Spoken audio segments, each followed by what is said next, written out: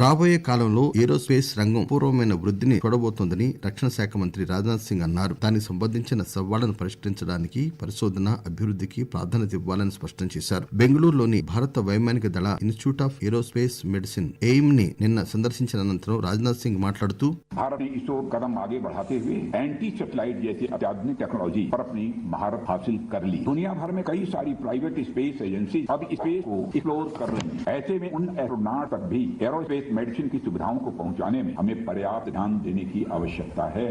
గగన మార్గాల్లో అంతరిక్ష ట్రాఫిక్ లో నిరంతర పెరుగుదల ఉన్న దృష్ట్యా ఏరోస్పేస్ మెడిసిన్ లో నైపుణ్యం పెరుగుతోందని రాజ్నాథ్ సింగ్ ఈ సందర్భంగా తెలిపారు. IAF institute of aerospace medicine aim ని సందర్శించిన మొదటి రక్షణ మంత్రి రాజ్నాథ్ సింగ్ అయ్యారు. కాగా అంతరిక్షంలో వ్యోమగాములు ఎదుర్కొంటున్న సూక్ష్మ గురుత్వాకర్షణ, రేడియేషన్ ప్రభావం, ఒంటరితనం వంటి సవాళ్లను ఎదుర్కోవడానికి, శారీరక మానసిక మార్పులను పరిష్కరించడానికి ఏరోస్పేస్ మెడిసిన్ కీలకమని రక్షణ శాఖ మంత్రి స్పష్టం చేశారు.